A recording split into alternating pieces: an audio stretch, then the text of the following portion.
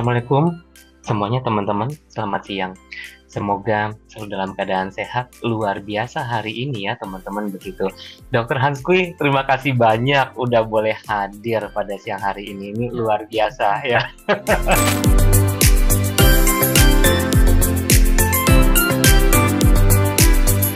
Dokter Hanskui, gimana kabarnya? baik, kabar baik. Baik, luar biasa ya. Ini guru aku, mentor aku, pembimbing aku, wah semuanya lah ya. Kalau bicara pasar modal, udah paling expert rasanya. Siap. Nah, teman-teman semuanya, siang hari ini kita akan bahas begitu ya, yang memang kalau kita perhatikan sudah 3 tahun terakhir itu beritanya selalu sama gitu. Kapan sih kira-kira The Fed akan pangkas tingkat suku bunganya? Nah, kali ini gitu ya teman-teman semuanya, temanya adalah melirik saham berebut cuan ala The Fed. Nah, begitu. Sisil, kita mau foto dulu atau kita lanjut ngobrol-ngobrol nih sama Dr. Hanskui nih?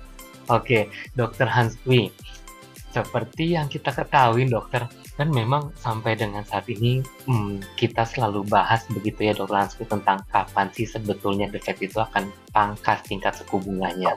Nah, kalau kita lihat Dr. Hanskui, sebetulnya kan kemarin itu sudah pada akhirnya Powell tuh sudah sempat menyampaikan kan gitu ya bahwa waktunya telah tiba begitu Dr. Hanskui. Kira-kira Dr. Hanskui, kalau kita lihat sebetulnya mungkin nggak bulan ini, besok gitu ya, lebih tepatnya The Fed akan pangkas tingkat suku bunganya Dr. Hanskui. Karena kan kalau kita lihat tingkat potensinya besar banget Dr. Hanskui.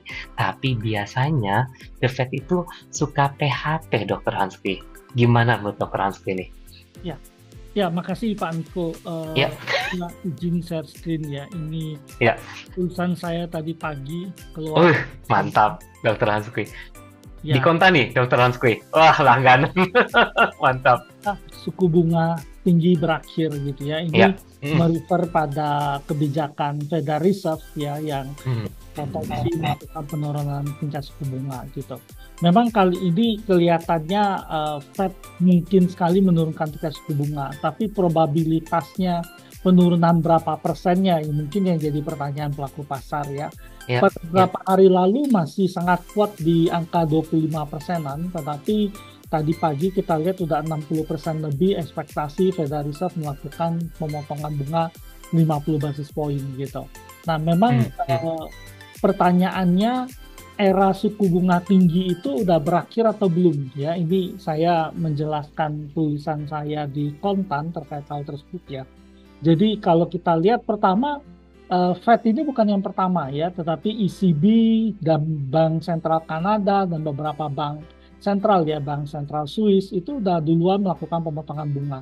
Bahkan ECB udah 2 kali melakukan 2 kali, betul.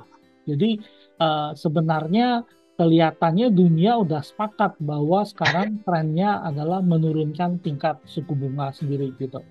Nah, kalau kita lihat ini memang yang jadi masalah di global gitu ya. Kalau pasar saham ya dia naik turun. Sebenarnya kita nggak terlalu masalah sekali ya dengan bunga yang tinggi gitu ya. Biarpun ketika bunga tinggi kelihatan pasar saham tidak bisa rally cukup kencang ke atas gitu.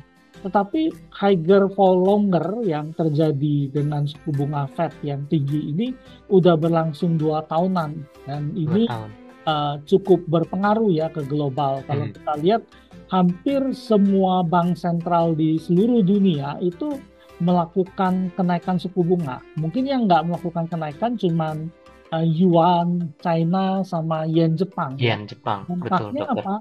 2 mata uang itu melemah semua, terpukul turun ke bawah gitu ya. Tapi ketika Federal Reserve kelihatan akan menurunkan suku bunga, kita lihat yen bangkit ya, apalagi didukung oleh Bank Central Bank of Japan yang menaikkan suku bunga mereka gitu ya. Jadi ini yang mempengaruhi. Nah, sebenarnya yang terjadi di pasar ini adalah Federal Reserve itu terlambat menaikkan tingkat suku bunga. Jadi inflasi itu udah menembus 2% itu di awal bulan Maret 2021 itu inflasi udah bergerak di atas 2%. Dan waktu itu Federal Reserve cuma bilang bahwa oh ini santai aja gitu ya kok. Ya, ini sementara nih karena gangguan pasokan, Recording in Ah, progress. apa pengetatan-pengetatan yang dilakukan gitu. Nah, tetapi sesudah itu ternyata inflasi sangat tinggi dan berlangsung sangat lama ya, bahkan waktu itu 9,1% gitu. iya betul. Ini yang menyebabkan Fed dari Maret gitu ya 2022 itu bunga dikerek naik sangat cepat sekali gitu ya, 1,5 tahun masuk ke 5,25% gitu. Nah, ini tentu era bunga tinggi ini ya masalah gitu ya, artinya kalau bunga tinggi ngapain beli saham, deposito aja gitu kan, beli Deposit. surat berharga negara gitu ya yang lebih menguntungkan gitu ya. Ini yang jadi challenge selalu di pasar gitu. Tapi untungnya pasar saham itu kan bergerak by ekspektasi ya Pak Niko ya. Jadi Betul. ketika pasar punya ekspektasi ekonomi membaik, pasarnya bergerak naik ke atas. Naik. Betul betul dokter.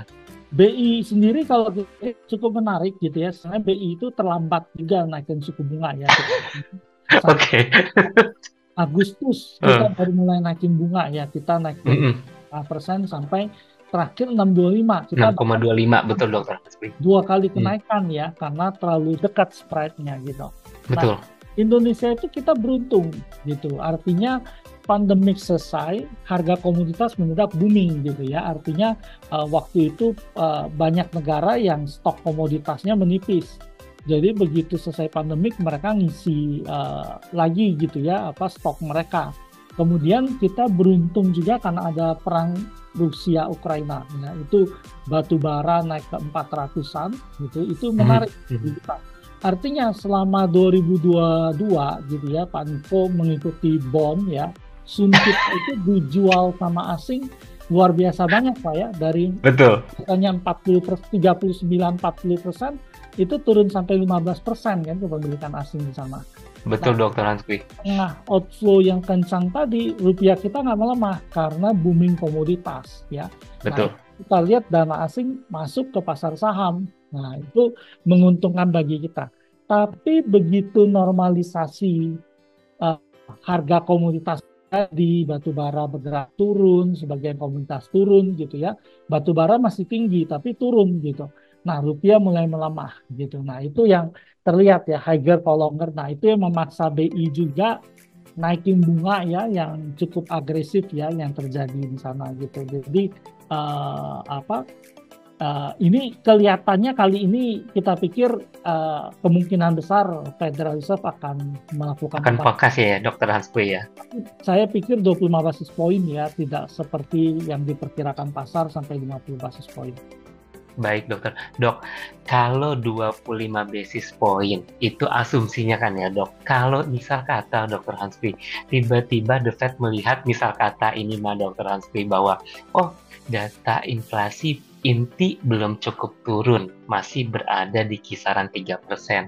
Oh, ketenaga kerjaan masih cukup kuat, tiba-tiba batal dokter Hanspi. Pasar gimana dok? Sedangkan kalau kita lihat indeksnya sampai dengan hari ini naik terus dokter Hanspi, nggak Ya, turun-turun. Gimana menurut kau? Iya, ini memang cukup menarik ya. Jadi Oktober tahun lalu, waktu itu higher for longer terus dibicarakan di pasar gitu ya. Itu rupiah melemah, BI terpaksa naikin bunga 25 basis poin. Habis itu November berubah, pasar berubah. ekspektasinya berubah. 6 Eh, kali potongan Federal Reserve tahun 2024. Market kita rally lagi naik ke atas ya gitu. Bahkan sampai Januari Februari masih rally di sana. gas terus tuh dokter Ya, Hanspi. tapi Maret sampai Juni mendadak Loyo, loyo ekspektasinya loyo turun. turun ke bawah. Nah, Juli mendadak ngegas lagi. Sekarang pasar expect 100 basis poin pemotongan ya. Artinya Betul, ada betul. 4 kali pemotongan 50 basis poin. Nah, ini yang tentu kita harus hati-hati. Artinya harga sekarang ini price in pemotongan 100 basis poin. Jadi kalau ada meleset gitu ya bahwa Federal Reserve tidak melakukan pemotongan sebanyak itu, kemungkinan pasar sahamnya akan terkoreksi turun. Ya, artinya orang akan kembali lagi berpikir bahwa oh ini mungkin tidak akan pemotongan secepat itu gitu. Nah, poin kita tadi seperti yang Pak Niko sampaikan, saya sependapat gitu ya bahwa data PPI dan CPI terakhir yang baru keluar tadi gitu ya, itu Ya, menunjukkan bahwa Amerika itu masih ada inflasi. Kemudian pasar tenaga kerja yang dipikir benar-benar melemah, ternyata tidak benar-benar melemah. Kemarin betul. angka pengangguran malah turun ke 4 Ayan, Naira. dari sebelumnya 4,3 gitu ya. Nah, ini yang menyebabkan kita harus hati-hati ya, artinya pasar cepat berubah. Nah, sekarang ini cukup beruntung ketika Federal Reserve merencanakan pemotongan bunga, dana itu inflow ke Asia Tenggara, emerging market, ke ASEAN ya, ke Asia. Nah, mereka ketemu China ternyata ekonominya bermasalah. Kemudian pasca COVID, China belum pulih benar-benar. Kemudian sektor properti mereka bermasalah. Ya, properti itu punya kontribusi 30%-an pada ekonomi dia di sana. Bahkan 70% kekayaan orang di sana diinvest di properti. Ngerti. Nah, jadi China benar-benar bermasalah. Kemudian India yang selalu ingin mendapatkan inflow setelah China bermasalah, valuasinya menjadi mahal. Nah, sedangkan di Asia itu MSCI ASEAN ya itu menunjukkan kita murah gitu. Nah, maka itulah dana itu masuk ke beberapa negara ya, ada Thailand, Indonesia dan Malaysia gitu. Kalau kita lihat Malaysia mereka ingin masuk ke teknologi AI. Jadi mereka nanti ya Thailand karena pemulihan ekonomi dia gitu. Kemudian Vietnam juga diminati karena ekspor mereka kuat gitu. Kemudian Singapura karena pasar dirainya dianggap menarik gitu.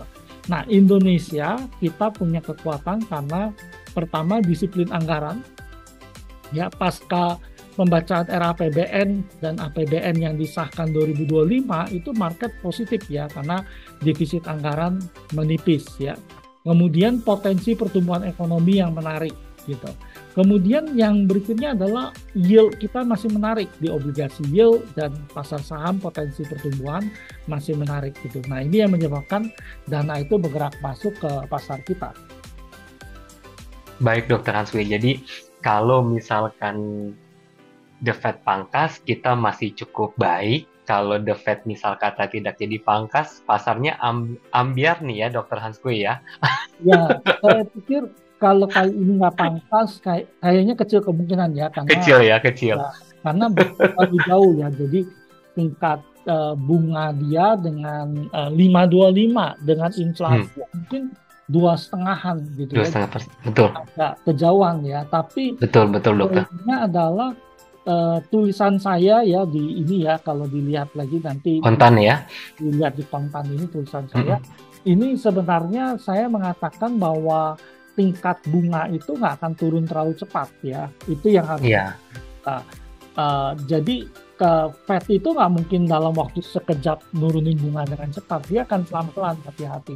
Dan kelihatan ekonomi US itu sangat kuat ya. Jadi inverted yield curve yang selama ini 7 kali sebelumnya selalu diikuti dengan resesi ya. Pak Niko kan orang fixed income. Enggak, Dokter Hanswi ini. Nggak resesi Amerika sama sekali gitu ya. Ini luar biasa gitu. Bahkan mereka selama periode COVID itu nabung ya karena bantuan terlalu banyak. Dia consumption, bahkan minjem katanya. Tapi ekonominya nggak roboh-roboh gitu. Ini cukup menarik gitu. Siap, Dokter Hanswi. Dokter, jadi kalau diperhatikan Dokter Hanswi, kira-kira kalau tahun ini asumsinya The Fed pangkas 25 sampai dengan 50 basis bulan ini. Bulan 12 kemungkinan katanya ada 25 lagi sampai dengan 50 basis begitu, Dokter. Kalau Dokter Hanswi lihat kira-kira hingga tahun 2025 gitu Dokter Hanswi, kira-kira The Fed nih punya peluang pangkasnya banyak apa lagi sih dokter begitu ya, hingga tahun 2025? Kalau dilihat ya, kalau kelihatannya ya, kalau pasar sekarang September 50 basis poin, tapi kemudian 25 gitu. November ini ada peluang 25 atau 50 basis poin. 25 atau 50. Kemudian Desember juga ada peluang 25 sampai 50. Tapi rasanya tahun ini mungkin maksimum 100 basis poin ya. Jadi Maksimum 100 basis point. ya Hmm. 100 tahun ini. Tahun 2025 mungkin kelihatan akan ada 100 basis poin lagi. Jadi Waduh, 2% tuh ya Dokter Hansku ya berarti ya. tapi dari 525, 2% itu kan masih di 325. 325, betul. Sebenarnya tingkat bunga dia itu bisa turun sampai 2%-an. Tinggal 2%. Kita harus menunggu lagi sampai 2026 ya untuk benar-benar menyamakan antara tingkat bunga dia dengan si inflasi dia. Ya, waktu ekonomi US bagus bergerak kan bunga dia bisa bergerak turun sampai Betul. 0, Sampai 0,25 Dokter Hansku Ya. waktu itu ya. 0,25. Artinya makanya dalam tulisan itu saya mengatakan benar nggak era bunga tinggi itu berakhir? Kita kelihatannya harus menunggu lebih lama ya di pasar. Jauh lebih lama Dokter ya. Siap Dokter. Nanya lagi. Ini kan sekarang IHSG udah masuk di 7.800 Dokter Hansku, kan begitu. Rasa-rasanya sudah price in gitu loh Dokter Hansku. Kalau misal kata besok lusa begitu ternyata The Fed beneran pangkas tingkat suku bunganya, itu kira-kira jadi sell on news atau masih punya peluang bagi indeks kita naik lagi Dokter Hansku? Ya, kalau Fed memotong 50 basis poin, mungkin indeksnya akan rally ke atas. Tapi akan naik ke atas. 5 basis poin, kemungkinan pasarnya koreksi ya. Artinya kondisi saat ini udah memperhitungkan bahwa Fed memotong lebih dari 25 basis poin ya. Jadi saya pikir kemungkinan sih terkoreksi.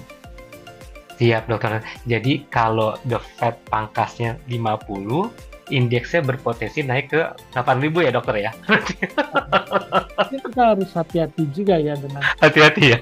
Karena selama ini 78 dia balik 78 tuh ya. Iya, koreksi tipis ya. Siap. Jadi kalau pangkasnya cuma 25 basis berarti kemungkinan justru sell on news begitu ya Dokter Hansku ya. Iya. Dok, itu kan di saham. Bisikin sedikit aja Dokter. Kalau obligasi saat ini kan imbal hasil kita 10 tahun aja udah di 6,566. Udah sangat rendah sekali Dokter Hansku. Kira-kira Dokter Hansku masih ada peluang nggak sih Dokter Hansku bagi bonds juga untuk mengalami yang namanya kenaikan? Pun kalau kita lihat imbal hasil udah sangat rendah banget Dokter Hansku. Ya, sebenarnya obligasi sebenarnya di angka saat ini sih agak kurang menarik ya kalau kurang menarik, betul. Tapi masalahnya adalah inflow dari asing kembali masuk akun. Jadi dengan bunga 6,5 64 pun bagi mereka yieldnya cukup menarik karena didukung juga dengan penguatan nilai tukar rupiah kita.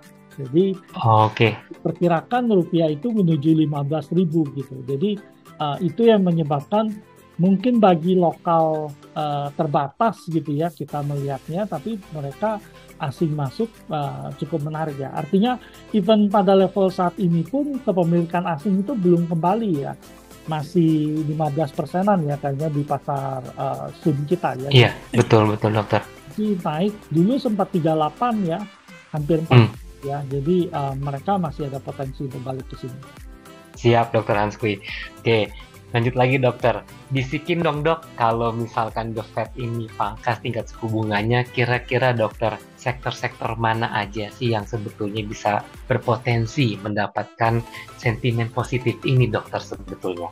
Ya, kalau kita lihat sebenarnya kalau pemangkasan bunga memang dilakukan oleh Federal Reserve gitu ya, sektor yang menarik pertama tentu ada dari perbankan gitu ya. Jadi, banking ya Dok ya? Pertama memang kita lihat bunga deposito dan tabungan itu lebih cepat turun ya begitu. Ya, turun ini yang paling cepat turun. Apalagi likuiditas bank kita sebenarnya berlebih. Jadi bunga itu bergerak turun ke bawah. Nah, bank-bank dengan low kasa ya, kasa yang rendah, BRI, BRIS, BJBR, BJTM. Langsung dikasih sahamnya Dokter, mantap. Ya. Jadi BRIS, BJBR apalagi Dokter? BJTM, BBTN, dan BBRI ya ini cukup menarik ya kalau kita lihat untuk ditolak ya, karena kasanya relatif rendah. Kemudian kalau kita lihat sisi lain lagi, kalau memang bunga turun, bank yang punya likuiditas tinggi ini juga cukup bagus ya posisinya ya. Jadi LDR-nya relatif rendah itu ya, BCA, ya, Ah, NISP, Mega itu juga NISP, bank-bank yang cukup menarik Mega. gitu. Hmm. Dan itu kita juga melihat potensi NPL yang mengecil ya. Jadi kalau NPL mengecil, laba naik ya. Jadi sektor bank ini salah satu yang paling diuntungkan gitu.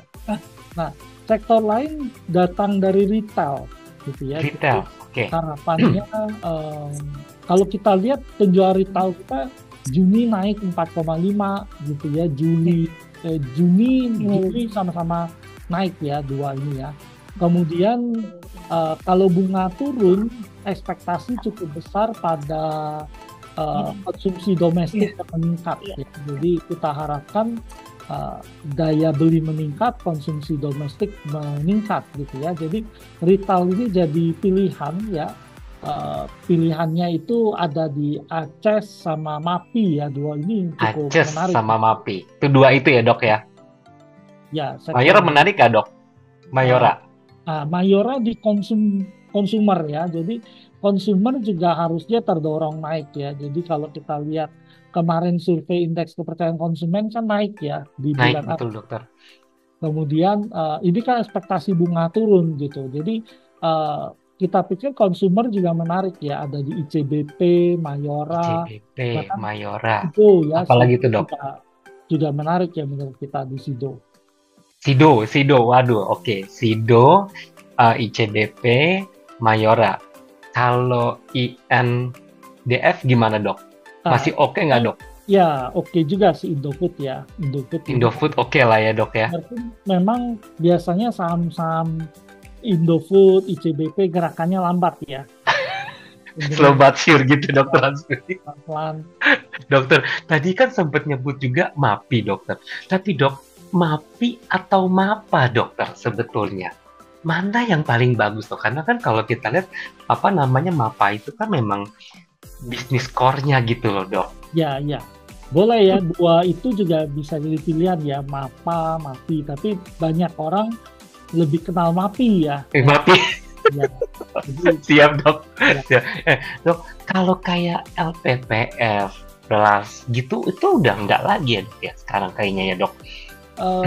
Ya, kita sebenarnya sedang berpikir keras tentang ekonomi Indonesia itu, apakah benar kita kehilangan daya beli gitu Beli ya. ya, sama konsumsi ya. Ini ada pukulan di kelas menengah gitu ya, bahwa daya belinya agak menghilang di sana gitu. Jadi itu perlu kita konfirmasi ulang. Sebagian Mhm. bilang bahwa kelihatan pasar wait and see, menunggu uh, pelantikan kabinet baru gitu ya. Karena pengusaha nggak berani ekspansi, nunggu siapa nih Mhm. punya arah kebijakan ekonominya seperti apa gitu ya. Jadi Mhm. kelihatan ekonomi wait and see gitu ya, dan ini menyebabkan daya beli juga terpukul ya di kelas menengah. Mhm. Jadi kelas dengan LPPF perlu kita cermati dulu ya dari sesama. Siap. Jadi tadi banking udah, terus consumer goods udah, retail tadi dokter juga udah. Dok, bagaimana dengan properti dok? Biasa kan kalau pangkas tingkat suku bunga tuh langsung terbang tuh dok. Ya, memang kelihatannya properti udah lama ya menanti era kenaikan ya. Kita lihat terakhir itu booming properti itu 2013 ya. Iya, cukup lama dokter Hasbi. Ya, ada kemampuan beli itu sampai 2015 ya di properti. Habis itu properti gradually turun gitu ya. 2020 itu mulai bangkit sebenarnya ya, tapi terpukul lagi oleh pandemik.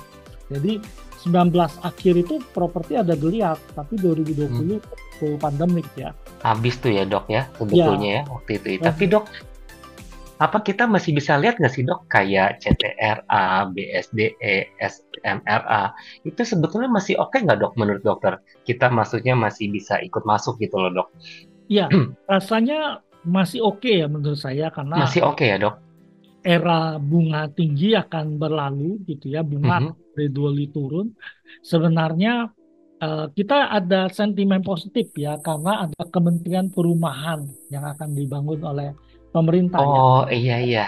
Deadlock rumah itu tinggi sekali gitu ya, dan kemarin ketemu teman-teman eh, yang memberikan pendanaan perumahan gitu ya, dan Mhm. diskusi mengatakan kalau secara aturan gitu ya, bukan aturan lah ya, hak azazi manusia katanya. Semua Mhm. orang berhak punya rumah gitu ya, semua orang. Tetapi tentu harus dilihat segi kelayakan dia untuk punya rumah gitu ya. Jadi Iya. ada Kementerian Perumahan, kemarin ada Tapera gitu ya, itu kan beberapa upaya pemerintah untuk memberikan masyarakat punya rumah. Biarpun Tapera tentu dikritik ya, karena Iya.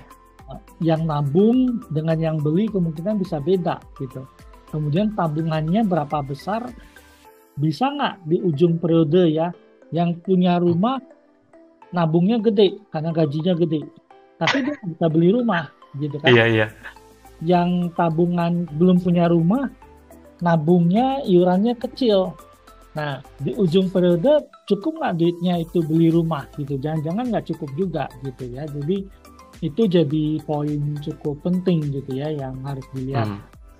Artinya Siap. ada masalah di properti ini sebenarnya adalah harga propertinya ini relatif sangat jauh dibandingkan daya beli. Itu yang jadi Iya. masalah. Jadi mungkin akan ada kenaikan properti tapi limit ya, terlimitation ya. Artinya Oke. kita Batas nggak ya dok bisa ya. ya booming seperti 2013 dulu ya. Waktu itu Mhm. kan setiap minggu harga properti naik gitu. Besok besok harga naik dok.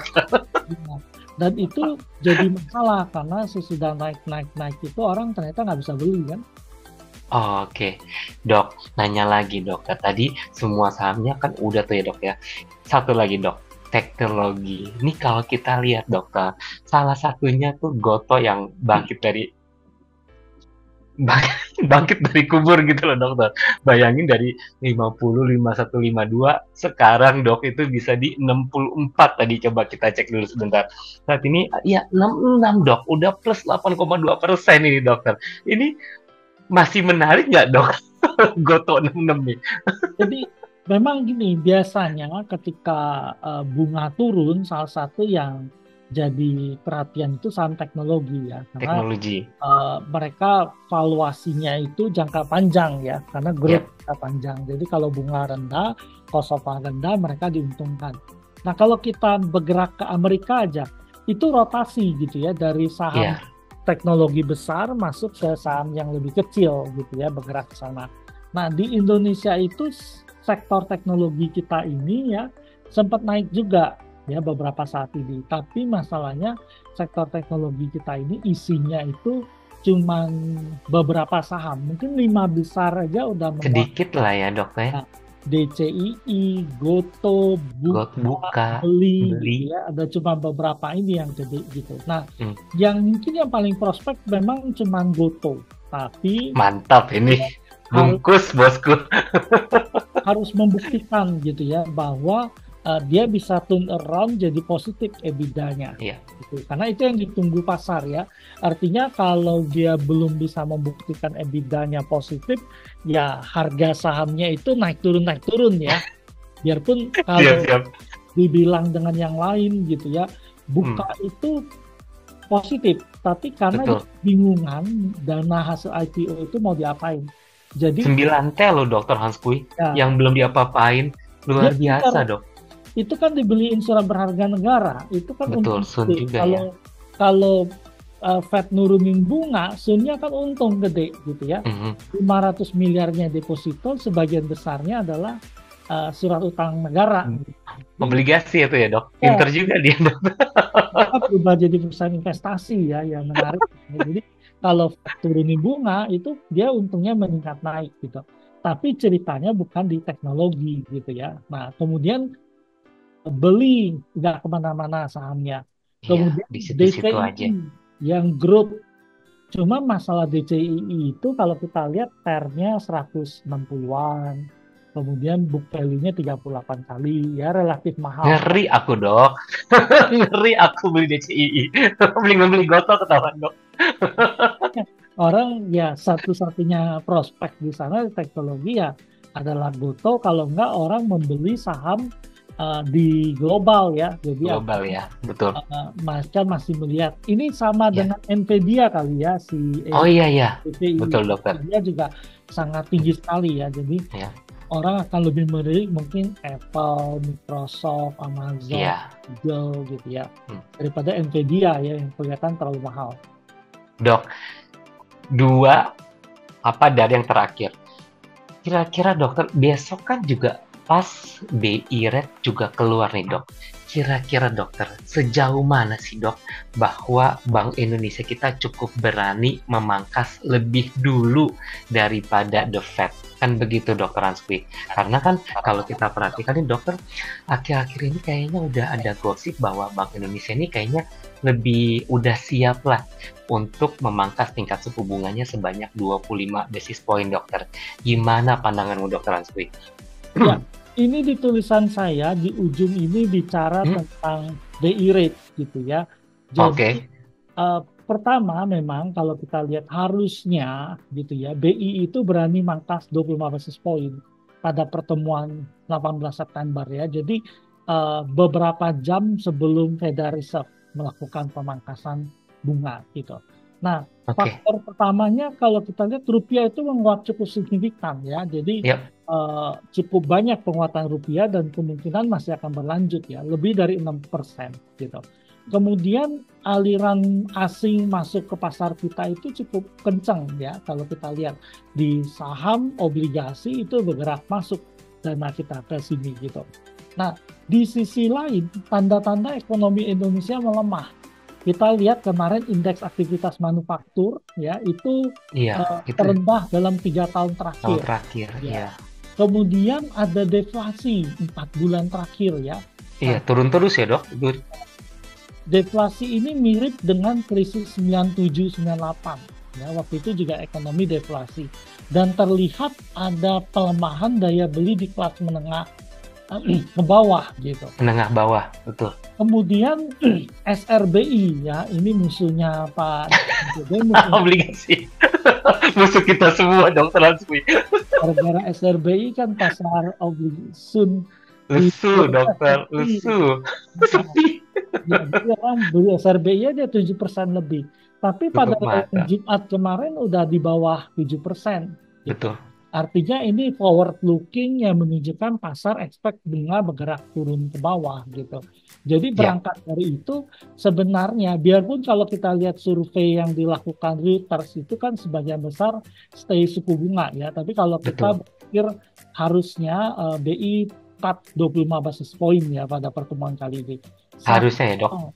Yang mungkin BI nggak berani cut itu karena RGG kita berlangsung beberapa jam sebelum Federal Reserve. Sebelum itu dia, dokter. Jadi tentu dia kan hati-hati ya, mungkin kebijakan itu bisa mengejutkan pasar, ada volatilitas. Betul.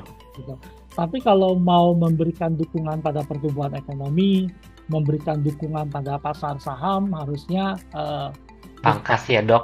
Ya BI mungkin sebaiknya ya memangkas suku bunga 25 basis point gitu. Siap, dokter. Hanspi jelas banget. Dokter yang terakhir, target dokter Hanspi untuk IHSG di akhir tahun, Dok. 2024 akhir. Berapa, dokter? Saya pikir kelihatannya indeks kita ini kalau dia cukup positif ya. Artinya ada beberapa hal yang harus kita perhatikan ya. Memang saat ini optimisme sangat tinggi untuk pemangkasan bunga. Tapi ada risiko, yaitu pemilu AS gitu ya. Kemarin Trump, Kamala Harris gitu ya. Jadi ini cukup menarik gitu ya. Kalau sampai Trump menang gitu ya, kebijakan-kebijakan yang dia ambil itu cenderung mendorong inflasi lebih tinggi. Kemudian cenderung juga kebijakan dia lebih protektif gitu ya, US first gitu ya. Ini akan menyebabkan apa? Inflasi lebih tinggi, nilai dolar lebih kuat gitu ya. Dan ini tentu membatasi Bank Sentral Amerika dan Bank Sentral Indonesia untuk melakukan pemangkasan tingkat suku bunga gitu.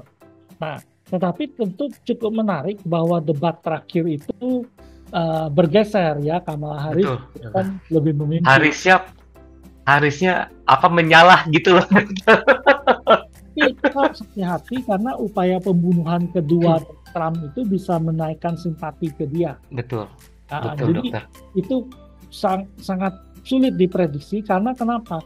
Di Amerika itu sistem dia itu beda dengan Indonesia. Kalau di sini kan one man one vote, di sana kan pakai negara bagian. Nah, Betul dokter. kalau kita menang di satu negara bagian itu kita ambil semua suara gitu. Hmm. Padahal mungkin menangnya tipis saja, tapi negara bagian lain mungkin si Kamala bisa menang banyak. Jadi kita sulit memprediksi tadi gitu. Itu yang jadi risiko besar yang kita hadapi di bulan November gitu.